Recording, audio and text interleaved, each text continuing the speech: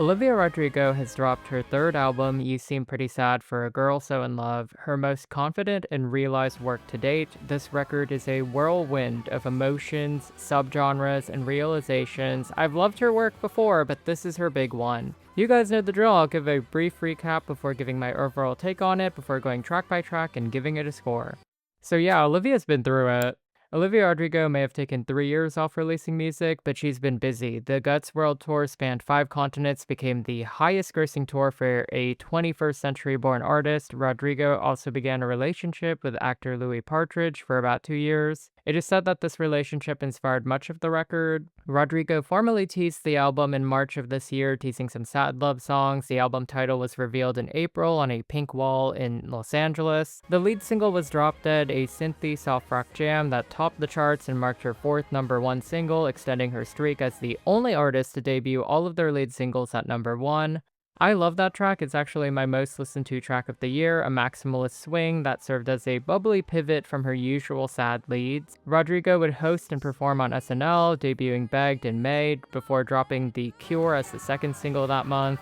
That track actually hit the top 5, and it previewed the heavier second half of the album. Rodrigo called that song the thesis statement to the record that made it all click for her, and it was acclaimed for being ambitious and explosive, yet mature and self-reflective. Olivia would preview yet another track at Primavera Sound at the last minute, her first ever collaboration, What's Wrong With Me, which features The Cure's Robert Smith, which is an insane feature to have for your first one. The album would drop on June 12th along with Stupid Song, the third single. Stupid Song's music video is just so Y2K rom-com. I adore it. So here are my overall thoughts. The album is a pop rock odyssey with lyrics that are deceivingly simple but effectively sharp. There is intentionality on the track listing. Each song feels like a distinct chapter in a book, with songs interplaying with one another. Lines in one track of the song will come back to haunt you down the line, like The Ideas and Honeybee, then retrospectively being really cute until they're revealed to be extremely bittersweet in Cigarette Smoke. Olivia really plays with your expectations, but also commits to taking turns when things get too comfortable. Sonically, this record finds her in new zones, orchestral sweeps, genre shifts. At one point, she does a tilt towards no doubt swagger. There's a dedication here to crafting melody, and this really is her magnum opus. I found it to be sumptuously crafted. Olivia really took her time to live and think and grow in this hiatus between making it and Guts, and it really was well worth the wait. It's a really well-machined piece of art that speaks to how well Olivia and producer Dan Nigro gel together. They never feel stale or recursive while they still build on older works. I will admit though there are some moments where I felt Dan Nigro's other pop protege, Chappell Roan, crept in there sonically, but it's a testament to Nigro's distinct flavoring as a producer. Lord's recent go-to guy, Jimmy Stack, co-produces on Purple, which I thought was a standout, adding some novelty and a new scape for Olivia to rip through. Other producers are Mike Weiss and Noah Conrad. Olivia's uncanny songcraft is still the star of the show. Sour and Guts were tremendous works, but You Seem Pretty Sad for a Girl So in Love is just on another level. As a whole body of work, it is substantive all the way through. It has really good replay value, daring listeners to venture through all the tracks, not just select standouts. It's also very committed to its concept of recounting a failed love through 2 different lenses, the swing upwards towards heaven and the crushing fall back to reality. I really love that cover. It breaks the mold that she established with a static purple aesthetic to something more dynamic and multifaceted like this record, though purple does come into play later. This album is divided into 2 acts, Girl So in Love and You Seem Pretty Sad. The first paints a picturesque, lush recounting of what was. Drop Dead was an explosive entry into the segment in hindsight. I think this portion is captured by this fraught joy and the butterflies of finding love. Tracks here allow Olivia to kind of experiment and soar. Stupid Song alone makes this half really worth the spin. It's akin to what Greenlight was to Lord's melodrama and how jarring and arresting it was for me on first listen. Lyrically, she's zombified without her baby. She's carving their names into leather car seats. She's swinging at other girls, but like all candles, no matter how bright they burn, the wick and the wax melt away, and purple serves as a transition towards the second half. There were kind of shades of Freaky Nikki from Obsession, if you guys have seen the movie, in the Girl So in Love section. I mean, like, just the amount of limerence that she had, it almost felt like it was a possession, and then there's an exorcism that happens on the second half.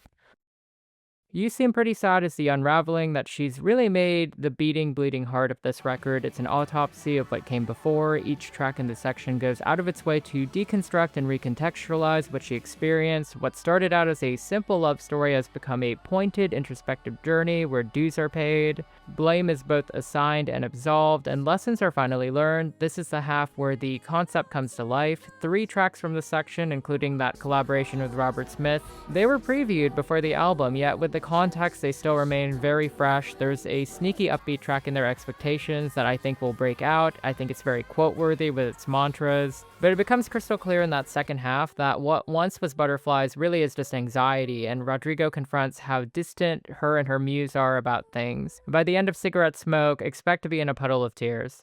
Each of Olivia's albums have ended on a rather definitive note. Sour ends with the check-in about life being bigger than a heartbreak and hope you're okay. Guts ends with Teenage Dream, which is a lament about if things will ever get better when she finally grows up. This record ends on a sober, dying last breath, asking for honesty, as what started with feminine intuition and internet stalking finally drops dead into the darkness. With this album, we get a story that hits full circle, marking a coming of age and an undeniable transformation for Rodrigo. Rodrigo more than ever evokes what many would call an albums artist. Looking back, the single choices were fine. I really did like The Cure and Drop Dead, but they don't really capture the totality, or I guess the massiveness of this work in whole. Again, they're kind of like appetizers for what I consider my favorite meal of the year. For my personal highlights beyond the pre-release drops, I can't stop listening to Stupid Song, Purple, Less, and Expectations. All of the songs are wildly varying from joyful to just downright dour. And it goes to show that Olivia is putting everything on the table as she has before, but there's a sense of completeness that comes with age and experience. She is only 23 and I am scared, but also looking forward to the record that she'll make when she's my age. And now I'm gonna do my track-by-track ramble. Drop Dead is a killer way to start the album. I was just really shocked when I heard something so fluttery and synthy and almost out of character for Rodrigo. There's this infectious pulse of energy, the way that she bends her vocals around these very chatty verses that paint together someone who's just lost in the sauce. The strings lend it something luxurious. The maximalist tone matches the name drop of Versailles, which appeared in that music video, which I thought carried a lot of water. I think it's a gorgeous video that paints this euphoric joy that she has in the moment of the song so well. Any track that Olivia would have dropped first as a single would have been a hit, but I thought this was a brave choice in retrospect.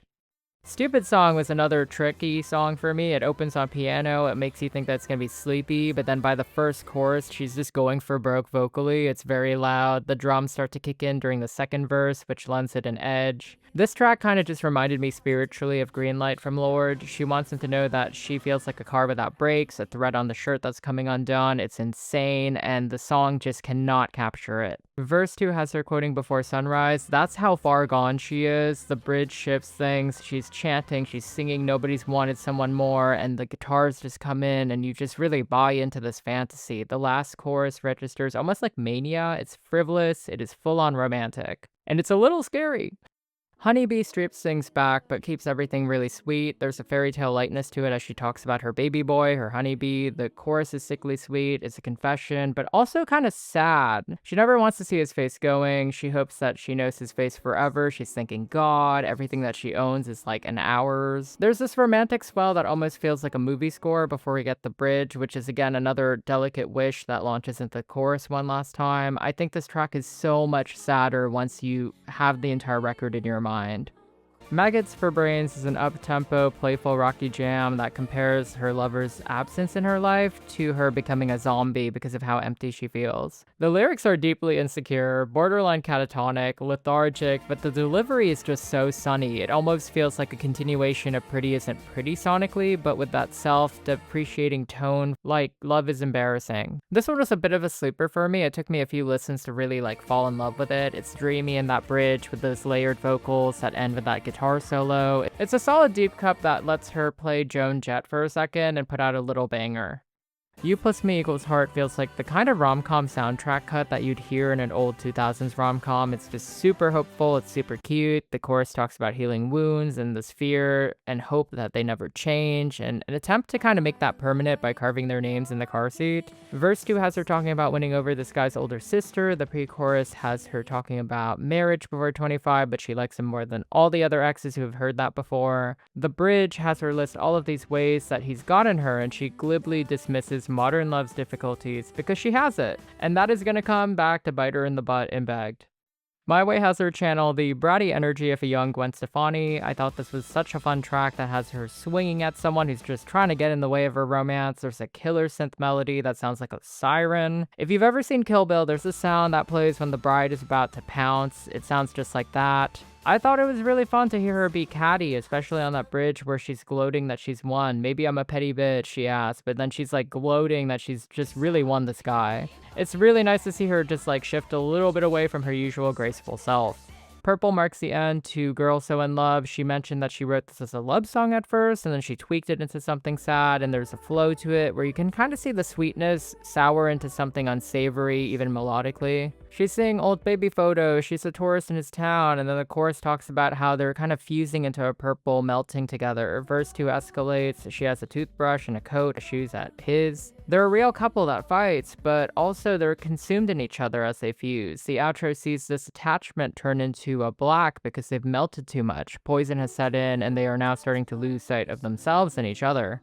The Cure remains a gem. The construction of the song evokes classic 1990s alt-rock tracks. It is centered around this really sad acoustic guitar melody. The verses cut into this idea that she set for herself that love would be this antidote or cure to a loneliness that she has inherently. And the line about telling up the girls that he's fucked, that always gets me every single time. Always, every listen, just a mic drop. The whole song really takes its time to build towards that climax, again feeling like an outpouring of bile or restrained resentment that was been formed through that first half. It's really that first track that dives into the unraveling and represents the cold, harsh light of present day versus the rosier tints of a love that has kind of expired. Breaking up is this unraveling that allows her to regain her sense of self, but at a cost.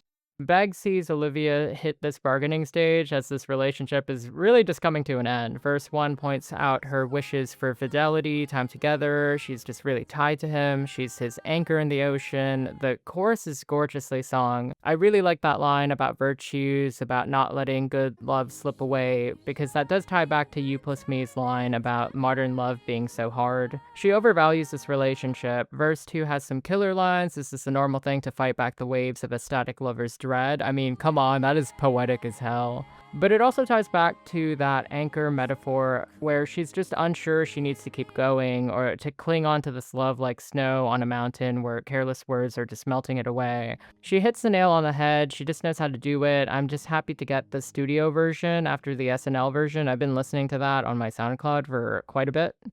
What's wrong with me is the moment of realization that the sadness is actually the partner. Verse 1 paints how listless she is. She's trying to diagnose herself. The chorus sees her seeing the doctor, struggling to get out of bed. She can't sleep. She can't eat. It's actually the partner that's the issue. Smith's verse does add some further context, and he sounds great with Liv, but I didn't really feel like he took advantage of it until we hit that final chorus where they have the ad-libs and they just sound amazing together. I really did like the bridge because the amber warning light signs, that's a pretty good visual metaphor. Less is a contemplative sad track centered around piano. I think it's restrained, and it sounds like a classic Hollywood ballad that kind of sees the end of this relationship. The chorus has the guy leaving as the noble thing to do out of love, but she does want him to stay, even if that does mean he will love her less. Verse 2 really just ripped my heart out. The idea of recreating first dates. We get this nice little instrumental break where she finally just ends the song recounting things ending, wishing that it still continued, but that would mean, he loved her less. She just really couldn't win here.